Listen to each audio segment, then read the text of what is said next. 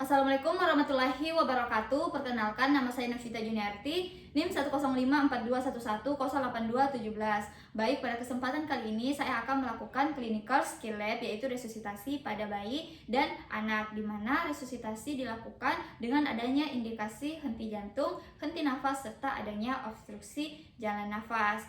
Nah, adapun alat yang akan digunakan untuk melakukan resusitasi terdapat satu pasang handscoon serta masker untuk alat pelindung diri dari pemeriksa, kemudian manekin anak untuk dilakukan resusitasi, kemudian terdapat ambu bag untuk memberikan oksigen kepada anak saat resusitasi, kemudian terdapat pipa atau bola suction untuk dilakukan atau membersihkan lendir dari jalan nafas. Kemudian terdapat budel, jadi kita sediakan 2 budel untuk anak dan untuk bayi. Kemudian terdapat pipa nasogastrik dan terdapat kateter penghisap atau kateter suction.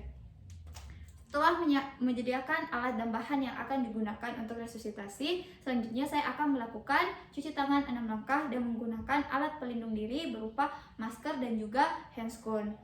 Baik, saya akan melakukan cuci tangan.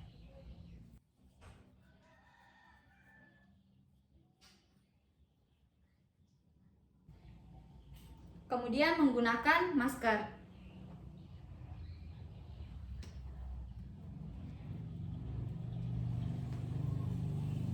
Dan menggunakan handscoon.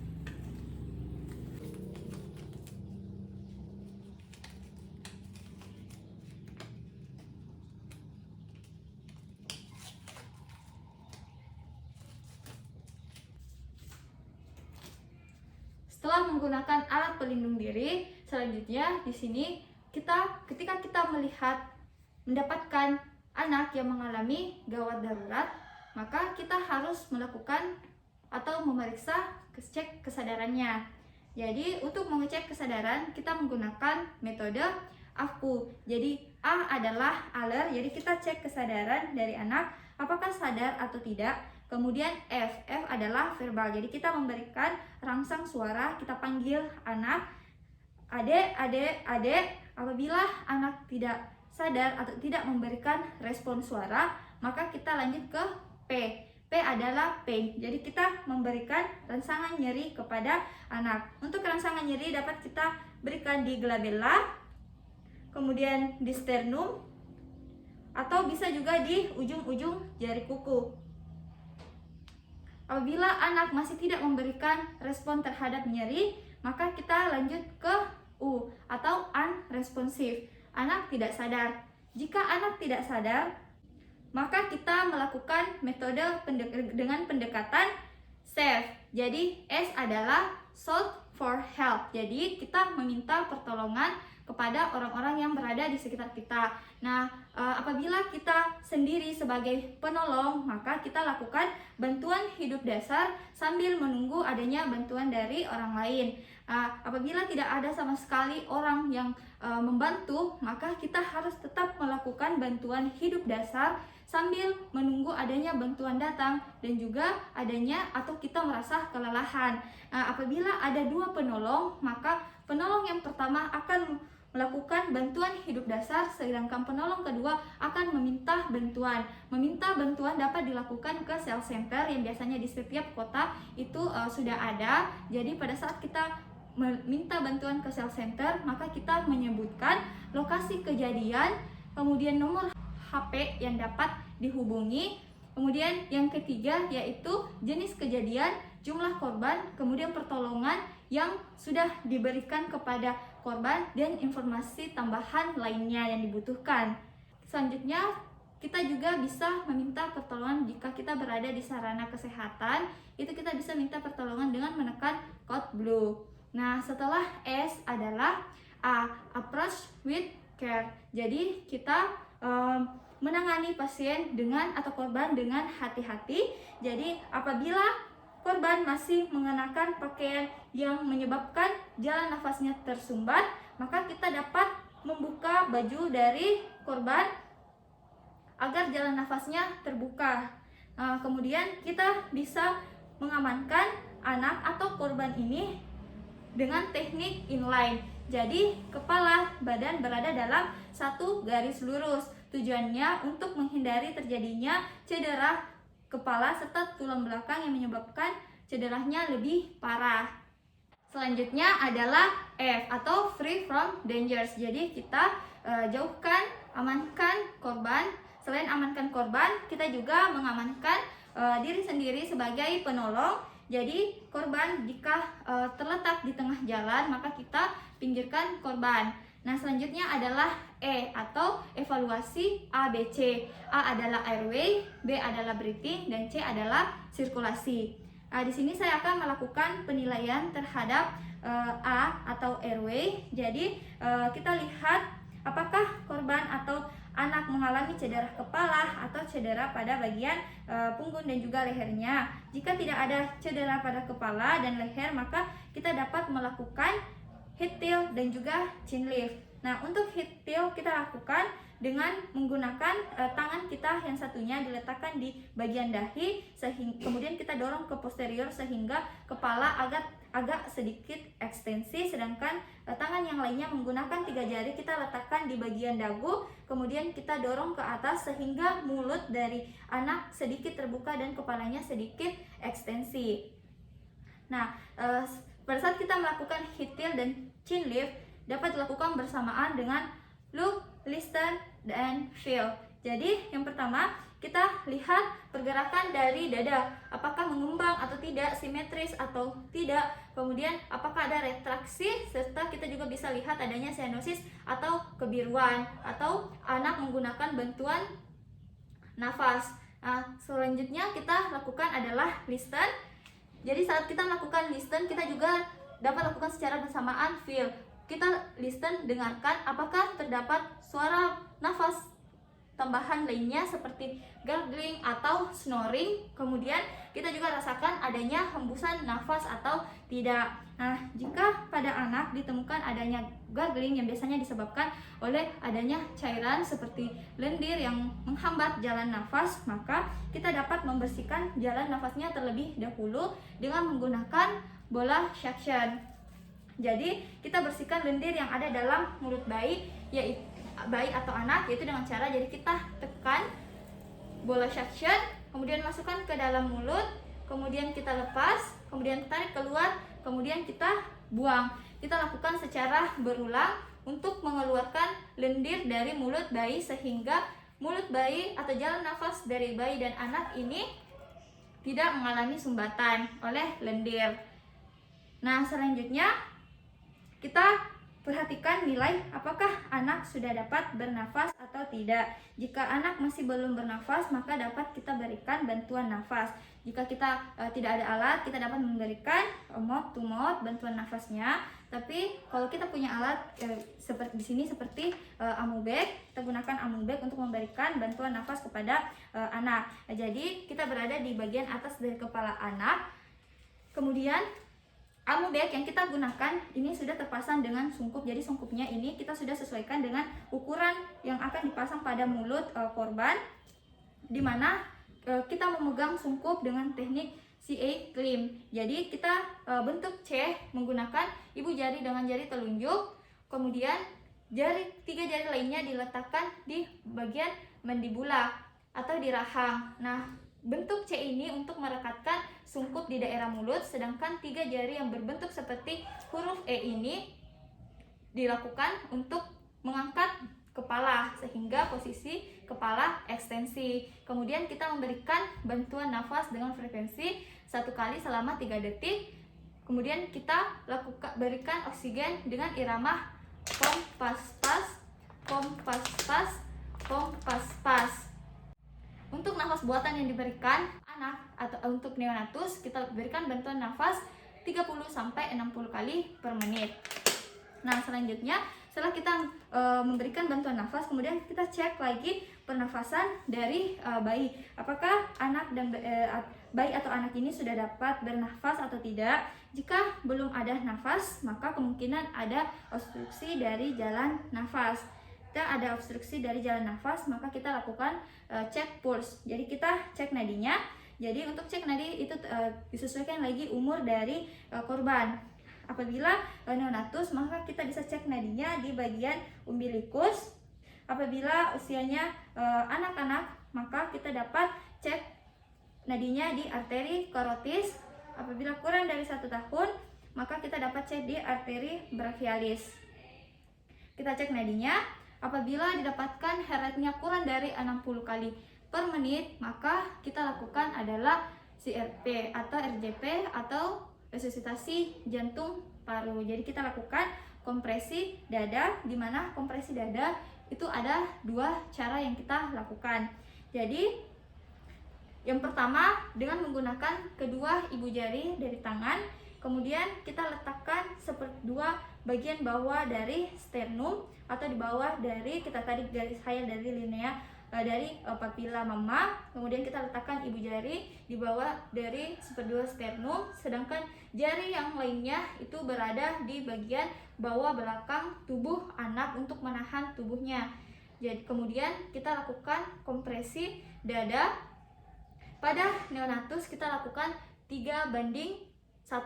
Jadi kita lakukan kompresi dada 1, 2, 3. Kemudian kita berikan bantuan oksigen 1 kali.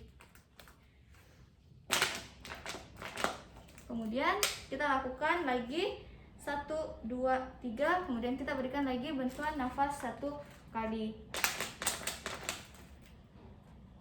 Kemudian cara yang kedua yaitu dengan menggunakan 2 jari, jari telunjuk dan juga jari tengah.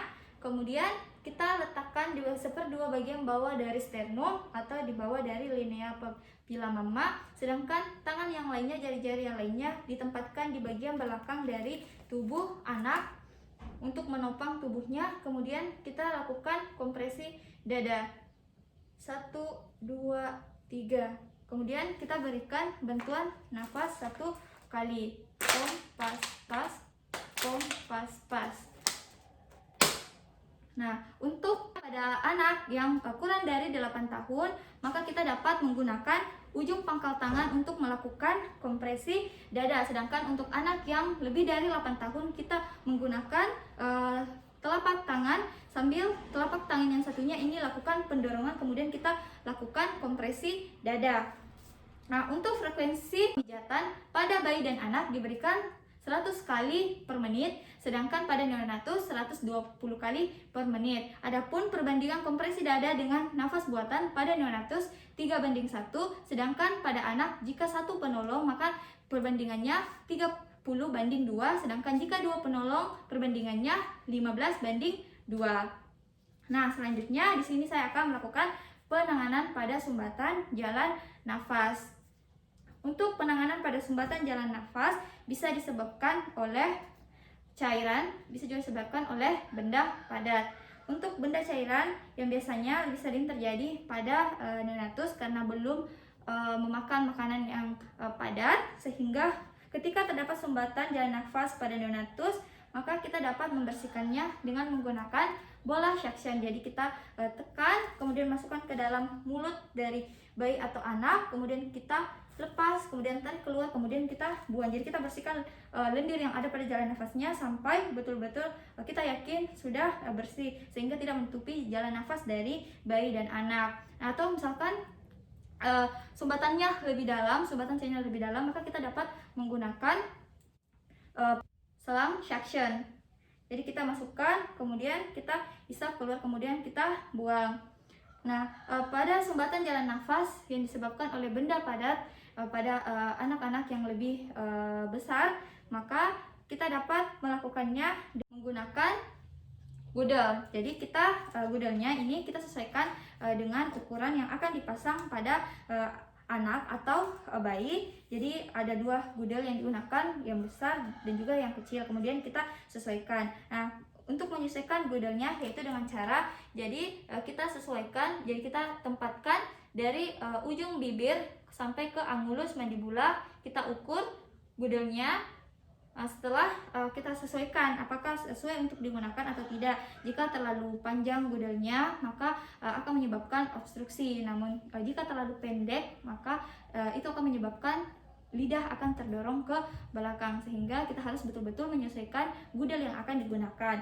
Nah, setelah kita menyesuaikan gudel yang akan digunakan, biasanya pada anak-anak itu langsung dimasukkan ke dalam mulutnya. Jadi kita langsung dorong gudelnya dan masukkan ke dalam mulut. Sedangkan anak yang lebih dari 8 tahun kita menggunakan manuver rotasi. Jadi gudel kita masukkan ke dalam mulut, kemudian kita pada saat sudah masuk kita putar, bisa kita dorong ke atas dulu, kemudian kita putar, bisa ke kanan atau bisa juga ke kiri, seperti itu. Selanjutnya di sini saya akan membebaskan jalan nafas pada bayi dan juga anak disebabkan oleh adanya benda padat. Nah, pada anak-anak bayi yang disebabkan oleh sumbatan jalan nafas, ada 2 cara yang dilakukan, yaitu dengan teknik back blow dan juga teknik chest thrust. Jadi dapat dilakukan dengan cara kita sebagai penolong bisa duduk.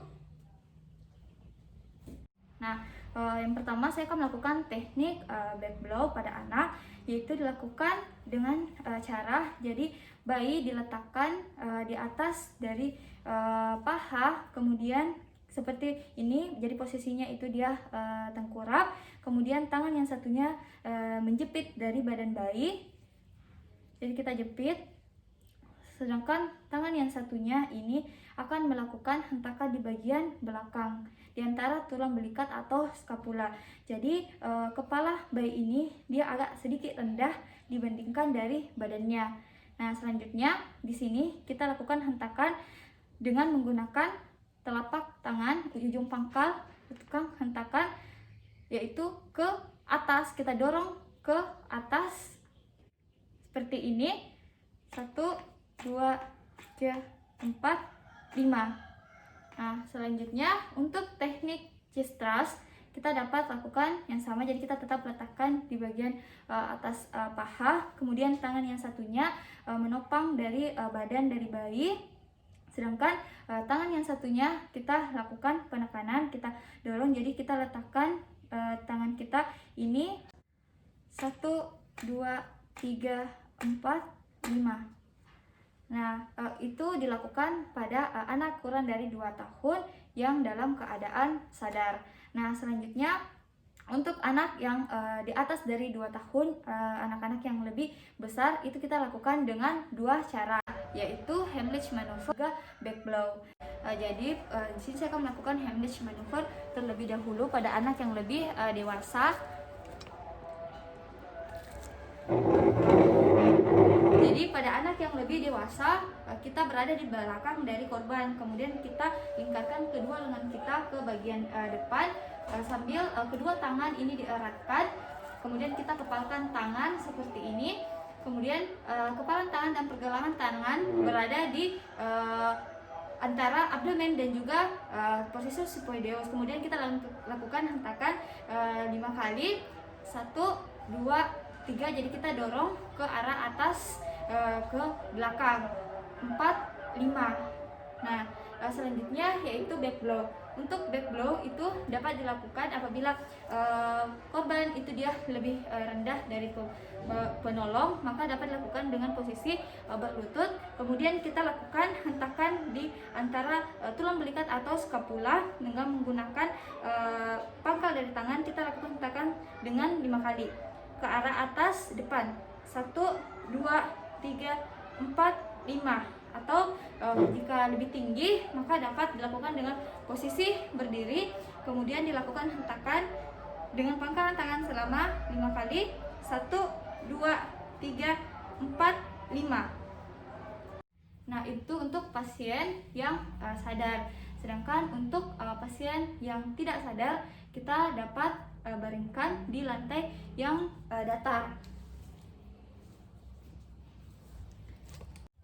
Jadi untuk pasien yang tidak sadar dapat dilakukan dengan cara berlutut, sedangkan korban diletakkan di permukaan yang keras. Jadi kemudian kita lakukan penekanan selama 5 kali pada telapak tangan di antara papila mama. Kemudian kita lakukan pendorongan 1, 2, 3, 4, 5.